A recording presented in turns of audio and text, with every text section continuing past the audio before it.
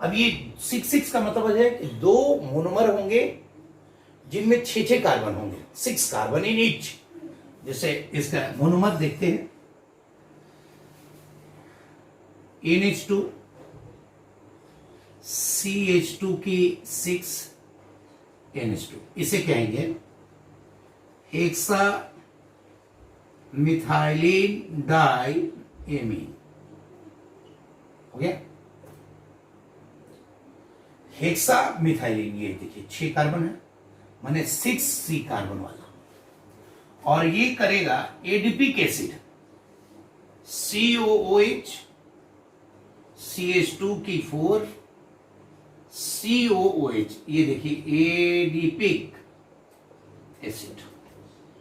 अब ये देखिए 6 कार्बन यहां भी, और जब ये रिएक्शन में जाएगा तब आप देखिए क्या होगा।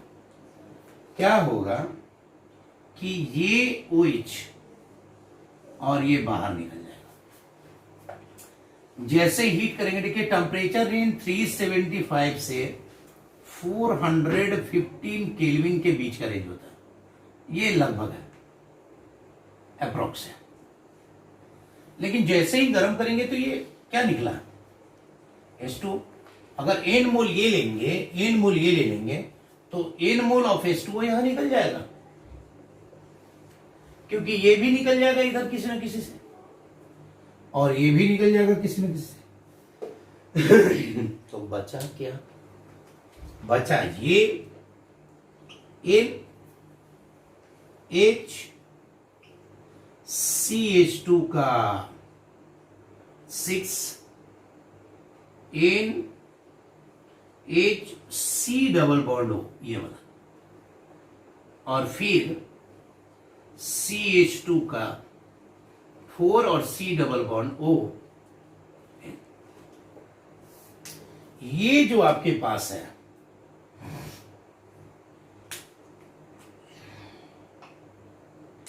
ये जो आपके पास है, ये वाला, ये वाला, यही एमाइड लिंकेज है, एमाइड बॉन्ड है, इसीलिए इसको हम पॉली एमाइड कहते हैं। ये है पॉली, पॉली माने क्यों, N है, और ये है नाइलॉन 6 6 कार्बन यहां, 6 कार्बन यहां। अब देखिए नाइलॉन 6 8 10 भी होता है। अब देखिए मैं अगला बताता हूं, नाइलॉन 6 10, उसमें कुछ नहीं है, जो आपका ये वाला तो यही रहेगा, वो सिबेसिक एसिड हो जाता है। क्या हो जाता है, सिबेसिक एसिड। ये देखना,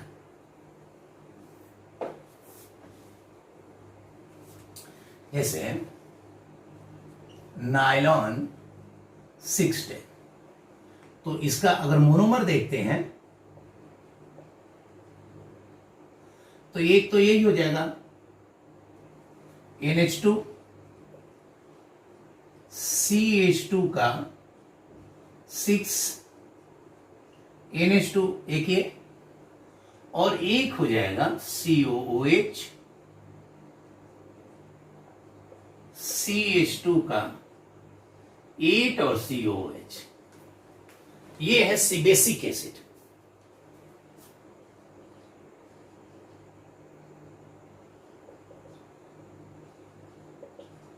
और ये वही है हेक्सा मिथाइलिन डाइएमीन।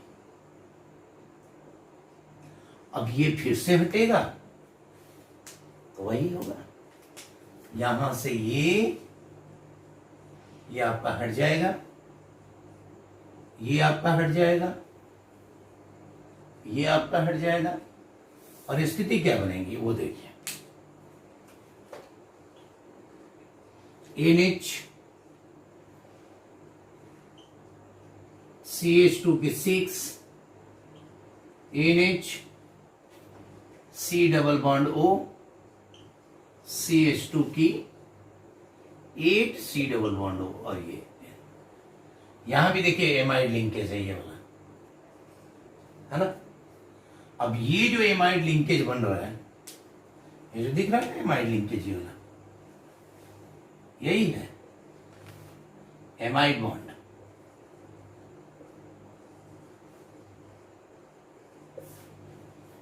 और ये नायलॉन 6, सॉरी आपके पास ये नायलॉन 610 हो गया।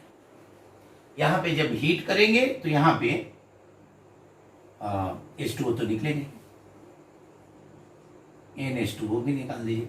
वो तो मान लीजिए कि कंडेंसेशन पॉलीमर है, हर एक में H2O निकलना ही निकलना है, ठीक है। H2O नहीं निकलेगा तो HCl निकलेगा। अब देखिए नायलॉन 6, एक और हम लोग कैटेगरी पढ़ेंगे, नायलॉन 6। अब देखिए नायलॉन 6 क्या होता है। अब नायलॉन 6 में जो मोनोमर है, अब ये देखिए ये होता है कैप्रोलैक्टम।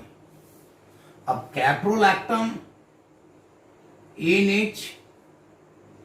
NHCC, माने अगर आप कॉमन लगते हैं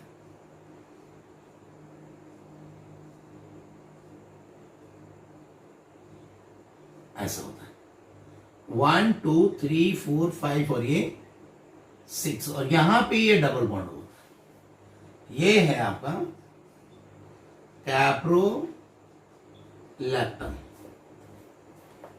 ठीक है। और अगर मैं इसको H2O के साथ ट्रीट कर दूं तो ये देखिए यहां से ये टूट जाएगा, और ये एक H यहां चला जाएगा और OH, माने H यहां जाएगा और OH यहां चला जाएगा। मतलब इसको अगर तोड़ेंगे तो जैसे मैं थोड़ा सा आपको दिखाता हूं कि जैसे H OH माइनस और H प्लस, तो ये H प्लस जो है वो इधर जाएगा और OH यहां अटैक करेगा। तो स्थिति क्या बनेगी वो देखिए कि NH2 हो गया ये वाला, ये H यहां जाएगा तो NH2 हो जाएगा, फिर CH2 की 5, CH2 CH2 CH2 CH2 CH2, और फिर ये C डबल बॉन्ड हो और इस पे OH।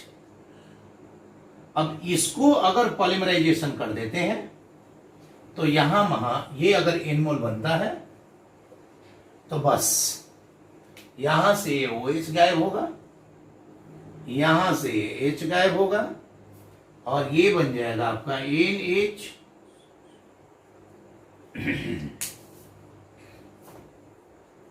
यानी NH CH2 का 5 C डबल बॉन्ड हो, ये हो गया नायलॉन 6। इस चीज को ध्यान देना। अब ये नायलॉन 6 जो बना, इसको हम लोग परलोन भी कहेंगे।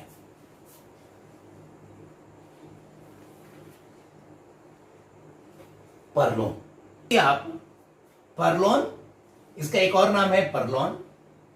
अब देखिए यहां परलोन, इसका मोनोमर हो गया कैप्रोलैक्टम, जिससे आपको हिट किया, यहां पे आपका कंडेंसेशन पॉलीमर है तो NH2O निकलेगा ही निकलेगा, है ना। और ये आपका नायलॉन 6। अब थोड़ा सा अगर हम लोग थोड़ा सा यहां पे अलग से पढ़ते हैं कि ये कैप्रोलैक्टम बनता कैसे है ना। अब कैप्रोलैक्टम का अगर निर्माण देखें तो ये नायलॉन 6 हो गया, इसे परलोन भी कहते हैं। अगर फॉर्मेशन ऑफ कैप्रोलैक्टम देखते हैं तो बड़ा सिंपल है। देखिए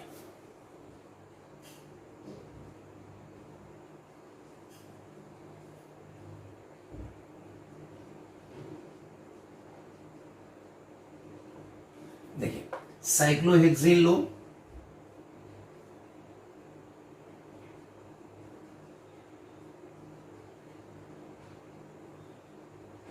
इसका ऑक्सीडेशन कर दो तो ये हेक्सेनोन बन जाएगा।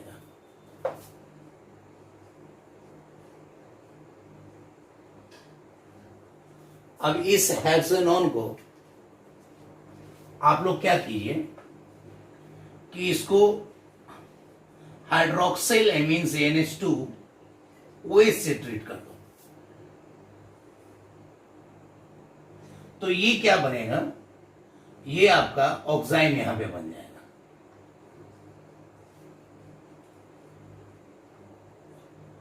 ये आपका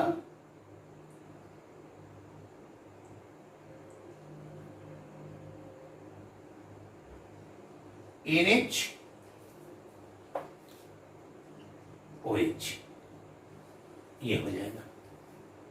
और जैसे ही इसको कॉन्संट्रेट H2SO4 से ट्रीट करेंगे तो यहां पे बैकमेन रीअरेंजमेंट रिएक्शन हो जाएगा। और जैसे ही बैकमेन रीअरेंजमेंट रिएक्शन हुआ तो ये शिफ्ट करेगा और ये वाला शिफ्ट यहां कर जाएगा। ये बॉन्ड जो है ये इधर की तरफ शिफ्ट करेगा और ये NH फिर ये 1 2 3 4 5 और ये 6 ये बॉन्ड जो है ये इधर की तरफ खुल जाएगा तो ये आपका ऐसे जुड़ जाएगा NH और यहां पे C हो ही गया, डबल बॉन्ड O हो जाएगा। इस तरह से ये NH C double bond O ये आपका कैप्रोलैक्टम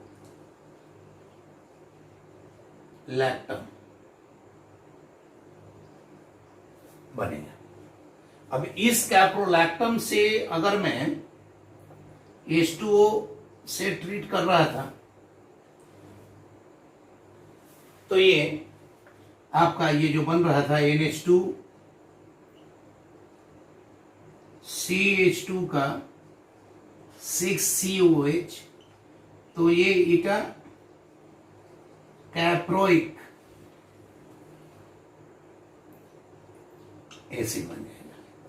और इसको अगर फिर पॉलीमराइज करेंगे तो आपके पास NHCH2 की 6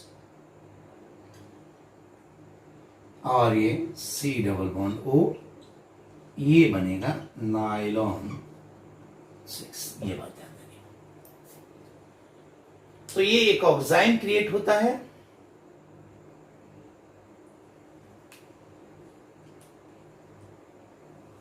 इन डबल बॉन्ड ऑक्साइड।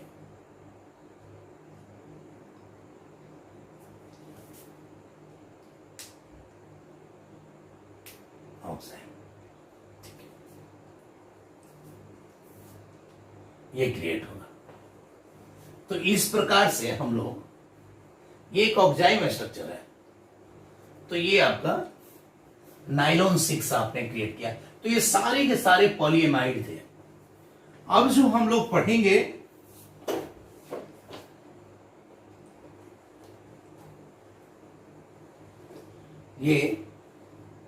अब जो हम लोग पढ़ेंगे वो पढ़ेंगे पॉलीएस्टर, यानी दोज पॉलीमर, पॉलीएस्टर भी कंडेंसेशन पॉलीमर होते हैं। These are the condensation polymer contain number of ester group. Ester, और ये एस्टर क्या होता है भाई? COO और एज फंक्शनल ग्रुप। अब ये देखिए बेटा जी, इसमें आपके दो चीज ध्यान देना पड़ेगा। एक तो होता है टेरिलिन,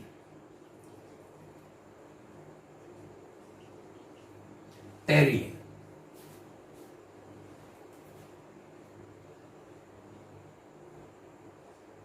टेरिलिन में दो बातें होती हैं। टेरिलिन को डेक्रोन भी कहते हैं। अभी इसमें देखिए, इसमें इसका जो मोनोमर होता है, एक तो होता है ethylene glycol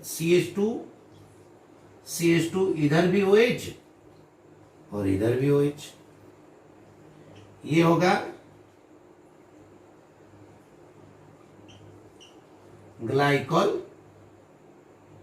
plus टर्फेथिलिक acid COOH,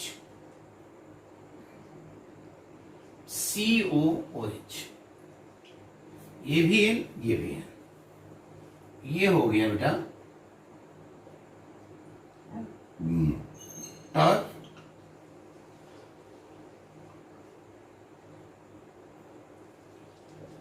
टर्फेथिलिक acid.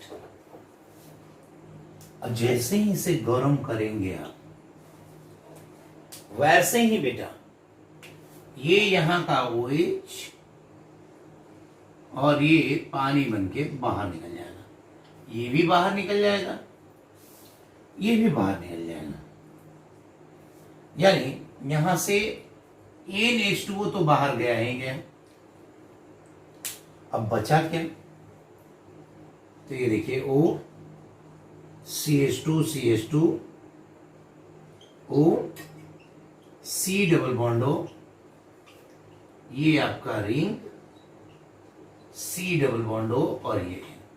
अब यही है बेटा जी टेरेलिन या पॉलिएस्टर। इसी को डेक्रोन भी कहते हैं। बहुत बहुत इंपॉर्टेंट है, इस चीज का ध्यान रखें। अगर मैं इसी चीज में इसकी टर्फेथिलिक एसिड की जगह पे केवल फैथिलिक एसिड ले लूं तो ग्लिप्टल बनता है, एल्काइल रेजिन। यानी इफ वी टेक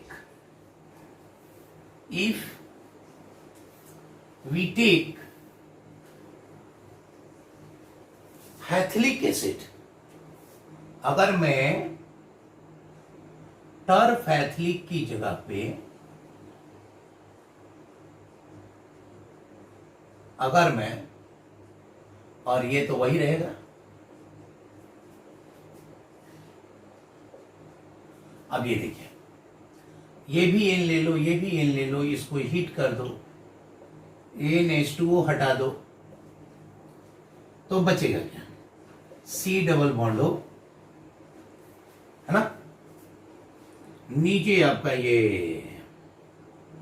रिंग, फिर C डबल बॉन्ड O, इसका O, ये वाला ऐसे हटेगा, है ना, CH2 और फिर यही है बेटा जी ग्लिप्टल और एल्काइल रेजिन। अब जो मेन है वो जो है आपका, ये आपका दूसरा कैटेगरी था। पॉलिएस्टर ये भी है। अब जो है हम लोग पढ़ेंगे फिनॉल फॉर्मेल्डिहाइड से प्राप्त से मिलने वाले पॉलीमर्स के बारे में। अब ये देखिए फिनॉल फॉर्मेल्डिहाइड क्या होता है, इसके बारे में थोड़ा समझते हैं। फिनॉल फॉर्मेल्डिहाइड, ये देखिए तो फिनॉल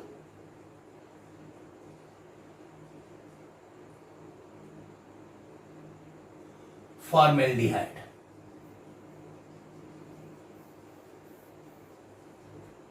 अब इससे आपको कैसे बनेगा? जैसे फिनॉल याद है, फिनॉल ये हो गया, फॉर्मेल्डिहाइड हो गया HCHO।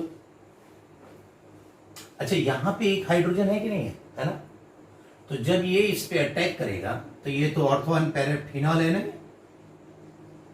और ये फॉर्मेल्डिहाइड। तो देखो बेटा, ये यहां भी अटैक कर सकता है और ये यहां भी अटैक कर सकता है, क्योंकि ये जो फिनॉल है ना, ऑर्थो एंड पैरा डायरेक्टिंग है।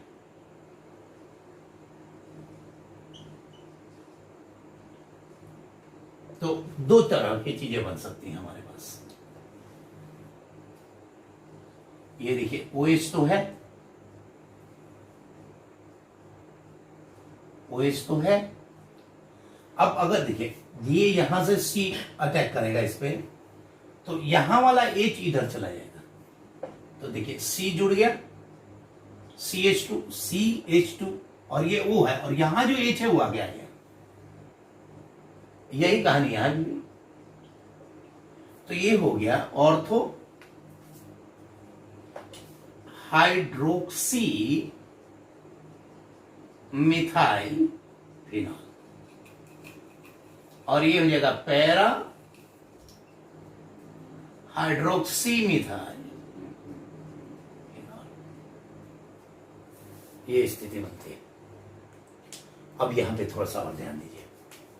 अब मैं केवल इसका अगर उपयोग करता हूं, पहला केस, तो एन मोल मान लीजिए कि हम ऑर्थो हाइड्रोक्सी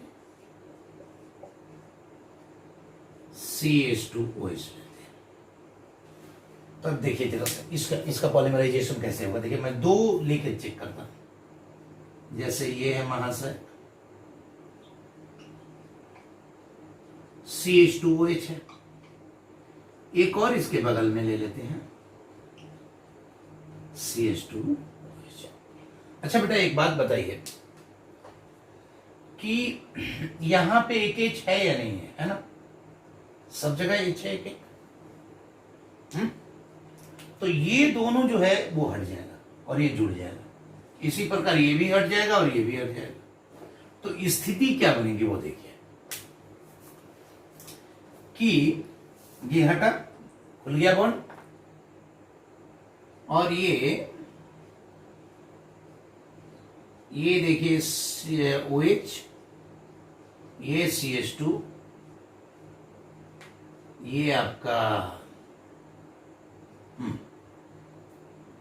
CH2, और ये फिर ऐसे ही चला जाएगा।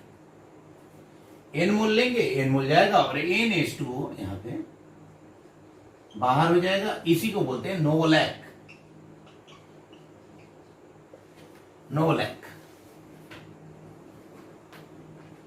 नोवोलैक बोलेंगे। और ये वाला जो OH है यहां भी एक डालिए, है ना। अब ये देखिए यहां से कि ये एक नोवोलैक होगा। अगर मैं मान लो कोई दोनों ले लेता तो क्या होता, वो एक अलग कंडीशन मिलेगा आपको। देखते हैं कैसे मिलता है।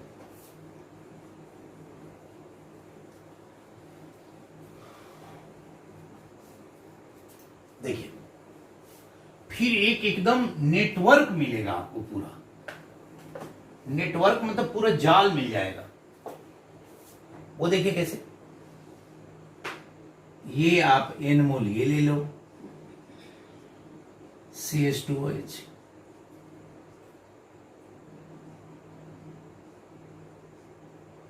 N मोल ये ले लो,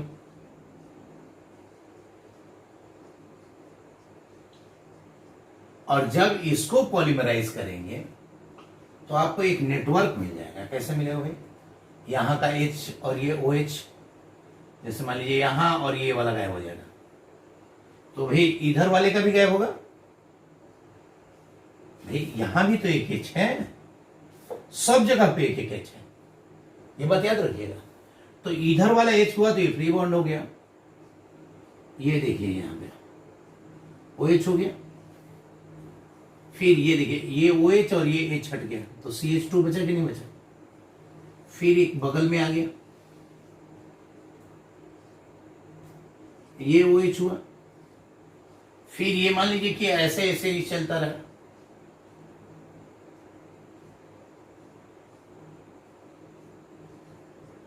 OH। अब मान लीजिए कि ऐसा हो गया, और नीचे से ऐसा वाला एक ले लेते हैं जिसमें ये हो, तो भाई वहां एक CH2 जुड़ जाएगा नीचे वाले का। फिर भी एक ऐसा चलेगा, नीचे OH, इसका भी। फिर ये CH2,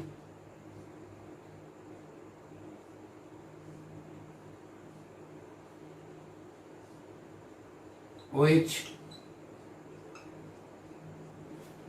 ऐसे ही बेटा ये जुड़ता चला जाए।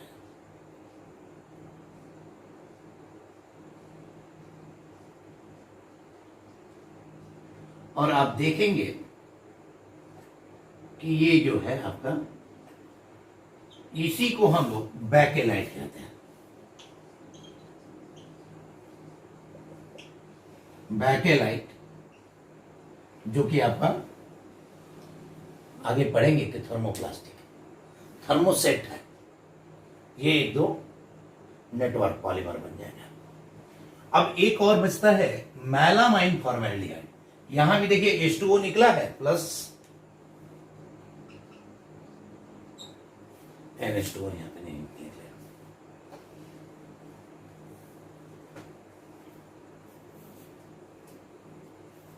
अगर मैं लास्ट वन है जो आपका सिलेबस में इनरोल रहता है, मेलामाइन फॉर्मेल्डिहाइड रेजिन।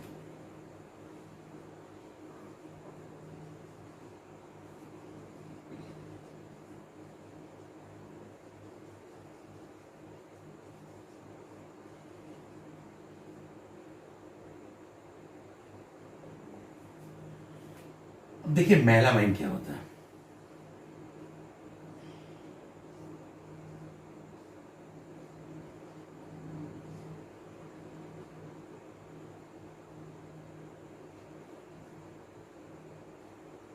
NH2, अब NH2, ये है आपका मेलामाइन, एमील।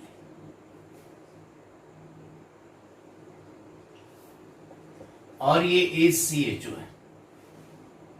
फिर ये क्या होगा कि ये यहां पे जुड़ेगा, एक H OH के बगल में जाएगा, तो ये एक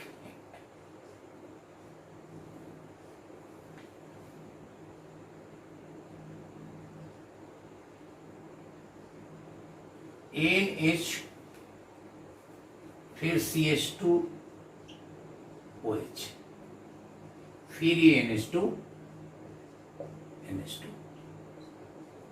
अब ये देखिए ये मेलामाइन, ये मोनोमर हो गया। ऐसे तो ये मेलामाइन फॉर्मेल्डिहाइड से जैसे कैप्रोलाइटम होता है, ये एक मेलामाइन मोनोमरिक यूनिट बना। अब जब ये पॉलीमराइज करेगा तो देखिए इसका OH और बगल वाले का H यहां से निकलेगा, तो क्या बनेगा ये NH, और बाकी तो अब बना ही लेंगे।